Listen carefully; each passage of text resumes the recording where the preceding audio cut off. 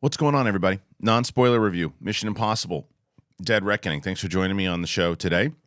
Brand new to the channel, never been here before, do me a favor, hit that button. Got a lot of stuff going on, whether it's this show, the short reviews, out of the theater reviews, the long-form podcast, interviews, all that stuff. Join us today if you can. All right, so I'm going to interview this movie. I'm going to review this movie twice in the same video. And after thinking about this for a while, this is one of those circumstances that it was good that the embargo was a little bit, so I had time to really sit and think about this movie because I have so many different thoughts on this, and that's why the out of the theater reaction, if you see it, I'm going to hit all those points and some added ones, obviously, a little more detail of what I can do. No spoilers, like I said. So this is the latest in the Mission Impossible franchise with Tom Cruise, and we were just talking about this yesterday. Tom Cruise, the Mission Impossible movies, what they've done, and the reason that I love them so much is that the first movie was based off the television show, was Brian De Palma movies, this kind of spy thriller, had some of the, a little bit of the campy stuff from the TV show, but it played really well. It had a lot of that clever stuff that you fall in love with Mission Impossible for. The second one in 2000 was John Woo, and it was like, hey, John Woo's John Woo. Let's let him have a John Woo movie. We don't really know what Mission Impossible is yet, so let's just make a kind of over-the-top, hair-flipping, over-the-top scenes, continuing action scenes. And if you watch it now, it just doesn't – it almost feels like a different franchise when you watch that movie again.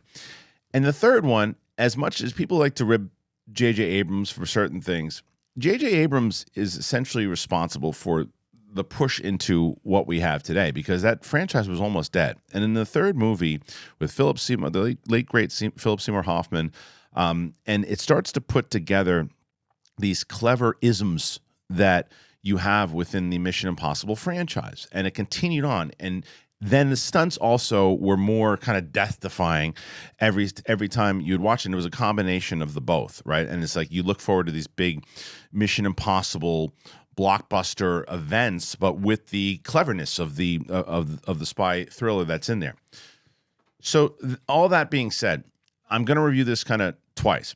The first one, I'm going to review it as a summer blockbuster stunt, death-defying, popcorn in your mouth, not dumb, but just summer blockbuster in your seat, want to go to the movies and satisfaction type of film. And this is a 10 out of 10. When it comes to that, if you're going to watch like just car chases, gunfights, like Tom Cruise doing crazy stunts. We've all seen the motorcycle thing from how they've been promoting it in general. It's all there, and it's just you can't take your eyes off of it. I do think it's maybe 15 minutes long, little too long, but every scene is like boom, boom, boom, adrenaline. And it delivers on that and then some. So what I would say, though, as you so let's again, staying in the spy thriller and the 10 out of 10 aspect of it. You've got Tom Cruise, who is basically now Ethan Hunt back again, and he's on this mission to well, they've talked about it in the interviews. It's an AI thing, right? So what they have to do is put together this particular team, and the team itself has to figure out what this Skynet type of problem is. And along the way, they got to pick up some old friends, and they got to pick up some new friends, and that new friend is Haley Atwell, and how her chemistry with Tom Cruise works, which works together. They work pretty well. I think Haley Atwell shines in this movie for sure. And there are some very clever, very funny moments. There are some moments that that between the two of them, you're like, oh, that plays really well with what Simon Pegg is doing here. And then obviously Ving Rhames and Rebecca Ferguson. And then you've got the new villain of Isai Morales. And so all of that is a combination of a big blockbuster kind of soup. The end of it is worth the ticket price alone because there's just so much going on, and like you feel yourself breathing as you're watching. And it is clearly a part one. By the time it ends, you're like, okay, that was a part one. And you're just like, wow. It's like you almost have to kind of take a breath to relax. And that's what they want you to do throughout it. The opening scene alone, when you have like this is how we're gonna. This is kind of the tone of the movie throughout, and it's boom, boom, boom, go, go, go, go, go. Now, if you're buying tickets for a boom, boom, boom, go, go, go, like I said, I think you're gonna leave this movie kind of saying that was incredible. That's everything I wanted, and I think a lot of people are gonna be saying that. All right, now we're viewing this as a Mission Impossible movie, as we had the 10 out of 10 for the action blockbuster, 7 out of 10 for a Mission Impossible movie, and what I mean by that is as I was kind of going into what all of the Mission Impossibles have done, each one of these kind of the big blockbuster action, everything that I just mentioned in the first half of this review, the cleverness of each mission of, okay, this needs to, A needs to go to B to C and then ultimately lead to Z.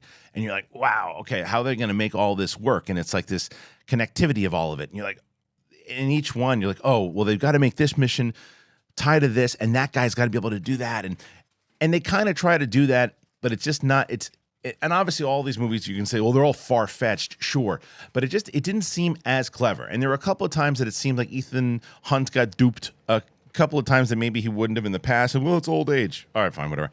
But there were just scenes sometimes, like there's a scene in this movie, as I mentioned before, how great the car chases are. It is identical location and a lot of things that happened in the last Fast and Furious movie. And at one point it felt like, oh, this is very Fast and Furious-esque. And it's less about the cleverness and experience of what Ethan Hunt has done in the past, and it's more about just pure chaos and can they survive this fall and this boom, boom, boom, tumbling down hills and all these types of things. And fun to watch, adrenaline pumping, but at the same time going, in the past, I think this would have been handled differently. And interesting, same director, Chris McQuarrie, same producer, Tom Cruise. And it could change from 1 to 2. 1 could be the go, go, go, go, go. And 2 could be the more intricate weaving, because Isai Morales is basically a villain from Tom Cruise's past. We'll say that, or Ethan Hunt's past, I should say. And then he is connected to the overall big plot and how that all pans out. And for me, that was where I'm like, well, why? I don't know if I know that AI is a crazy thing. I know it is. And I know that that's what we're all talking about right now. But I don't know if it was explained well enough for me to believe and go, yeah, I see how this all kind of ties in. It just seems very like, yeah, that's what it is. And now watch these things fall from here, and then he's going to jump off the cliff. So like I said, is it worth going to the theater to see? 100%. If you're going there and I just want to watch something different from all these other superhero movies or other things, and I just really want to watch some crazy action and a spy movie and some fun dialogue, is this the movie? Yes, it is. I want to go see the best Mission Impossible ever. It's not it. So I think Mission Impossible hardcore fans are going to be like, okay, yeah, I enjoyed it, but it was missing a little bit something. Maybe it ties in for 2. But again, this was one of the more difficult ones for me to review, because like I was saying, like as I was driving home, I'm going, yeah, I really enjoyed watching it, but there was like something missing. And then on the one side of my brain, I'm going, yeah, but when you watched it like that, did you enjoy it? And the answer was, fuck yeah. And then, listen, as a Mission Impossible fan, did you love it? No. Did you enjoy it and want to see part 2? Yeah. So hopefully that all makes sense. Either way, check it out, man. It's Mission Impossible Dead Reckoning Part 1. And if you had an opportunity, please hit that button. Help us get to 100,000. Thank you so much. And then also, Katie Sackhoff, I'm producing her podcast on her channel. You can go to her YouTube channel. Bryce Dallas Howard is on there right now. So thank you guys for joining me here today on the review. I appreciate you, and you'll see you on the flip side. Peace.